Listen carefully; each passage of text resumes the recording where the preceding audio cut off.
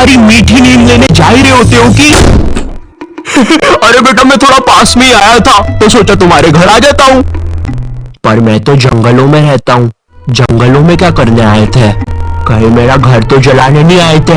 जैसे तुमने मेरा फ्यूचर जलाया मेरे घर वालों को मुझे इंजीनियरिंग करवाने का बोल के।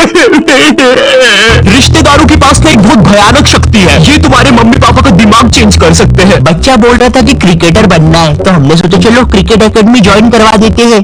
क्रिकेट एकेडमी ज्वाइन करवा देते हैं। भाई साहब आपको क्या बच्चे ने बल्ला मारा है क्या सर पे? नहीं तो जरा अपना दिमाग लगाइए, ये क्रिकेट विकेट में कुछ नहीं रखा। वो अपने विकास जी की लड़की बोल रही थी सिंगर बनूंगी, कुछ हुआ नहीं तो अब नुक्कड़ नाटक में पेड़ बनती है। मैं हूँ एक जादुई पेड़।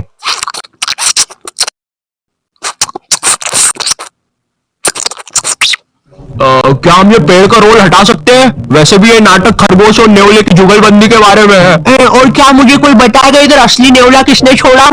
अब हमारी फैमिली में एक रिश्तेदार ऐसा होता ही है जिसे ना बहुत जोर से ज्ञान देने की आदत होती है। इसे लगता है कि पूरे ब्रह्मांड का ज्ञान ना इसके पास ही है और इनका मन पसंदीदा काम होता है लोगों को एडवाइस देना। तुमने 10th पास करी, अब सब्जेक्ट कौन सा लेना है वो ये बताएंगे। तुमने कॉलेज पास करा, अब नौकरी कौन सी करनी है वो ये बताएंगे। फैमिली में कोई बीमार है, उसका इलाज ये बताएंगे। फैमिली में कोई मर गया, इलाज इनने बताया था, पकड़ो। अब करियर चुनते समय भी ना ये लोग अपनी टांग बहुत अच्छे से अड़ाएंगे। पापा मुझे गेम बनाने वाला बनना है। अरे बेटा जिंदगी एक पूरा गेम ही तो है। भाई साहब आप इसको बनाओ डॉक्टर, बहुत स्कोप है। मतलब इसकी माँ का मुंह में रजनीगंधा और कदमों में दुनिया।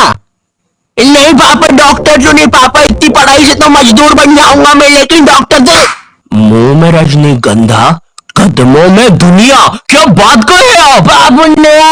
भाई साहब हाँ, मुंह में रजनीगंधा कदमों में दुनिया। इस वीडियो की स्क्रिप्ट लिखने वाले को तो चप्पलों से मार देना चाहिए। तुम्हें पता है रिश्तेदारों की नजर ना अपने बच्चे से ज्यादा दूसरे के बच्चे पे होती है। कल को अगर कोई कांड भी कर दोगे ना तो एक बार को पुलिस को नहीं पता चलेगा, लेकिन इन्हें जरूर पता चलेगा। अरे ऑफिसर मेरी दादी झूठ बोल रही है, मैंने उनकी बद्दीसी से पेट नहीं खुजाई। मिस्टर आयु यू आर अंडर अरेस्ट।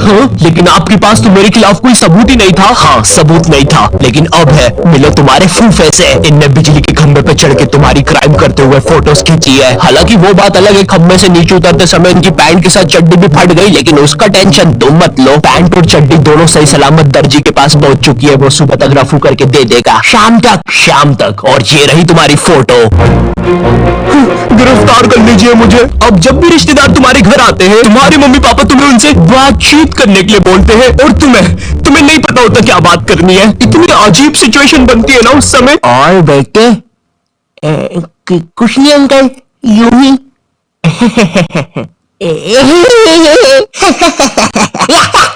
अरे पागल खाने के कैदी हंसते हैं ऐसे एक दूसरे को देख के। अब कुछ रिश्तेदार ना तुम्हारे सीधे घर आते हैं और तुम्हें तुम्हारी बचपन की अजीब सी यादें बताने लग जाते हैं। बेटे तेको याद है एक बार मैंने तेको तेरी लंगोट की बल उठा के पंखे पे लटका दिया था और तेरी माँ ने अनजाने में पंखा खोल दिया था, वो भी 5 की स्पीड पे। मरते मरते बचा था तू। उस समय तुम्हारे दिमाग में बस एक ही बात आ रही होती है, कौन है आदमी और बचपन में ये मुझे क्यों मारना चाहता था? बेटे याद है एक बार तू खुले में मूत रहा था तो तेको एक बंदर ने आगे पकड़ लिया था। इतनी बेकार यादें बताएंगे तुम्हें बचपन की, और पता नहीं बटवे के कौन से कोने में इनके पास वो फोटो भी रखी होती है। ये देखो नुन्नी खींच ली थी बंदर ने इसकी। अब ये तो ना फिर भी ठीक है, तुम्हारे साथ कभी ऐसा हुआ है तुम आराम से एक चड्डी में बैठे हो और जेल जैसे कटोरे में दाल चावल खा रहे हो, ठंडी ठंडी हवा चल रही है और सब कुछ मस्त चल रहा है, लेकिन एकदम से तुम्हारे घर पे 10 रिश्तेदार आ जाते हैं। अब जरा सोचो उस चड्डी पे दाल चावल खाते हुए बच्चे पर क्या बीत रही होगी। तुम्हें वहां से भागने तक का मौका नहीं दिया जाएगा। भाई पूरा दिमाग सुनने पड़ जाता है इतने सारे रिश्तेदारों के सामने। ए छोटू अपने मालिक को बुलाना तो जरा। मम्मा अच्छा ये इनका बेटा है।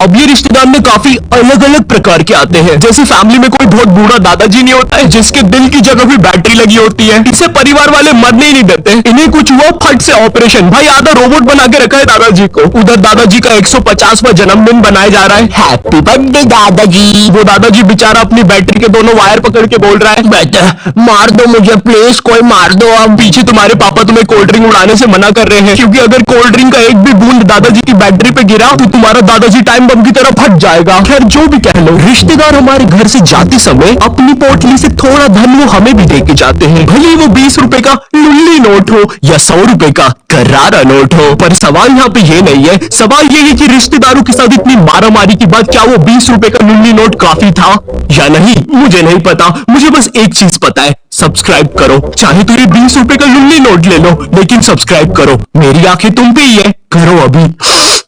मेरे बच्चे के लिए कर दो यार। लाई क्या तुम्हारा बच्चा मेरे बच्चे से दोस्ती करेगा? चले जाओ यहाँ से तुम्हारा बदसूरत बच्चा लेके। वो जा रहा हूं मैं, जा रहा हूं, बस चला ही गया। ये मेरा सेकंड चैनल है और ये मेरा इंस्टाग्राम है, तो यहाँ पे भी फॉलो सब्सक्राइब कर देना। अब मुझे भी जाना है क्योंकि मेरे बच्चे का पेट खराब है और कर दी उल्टी।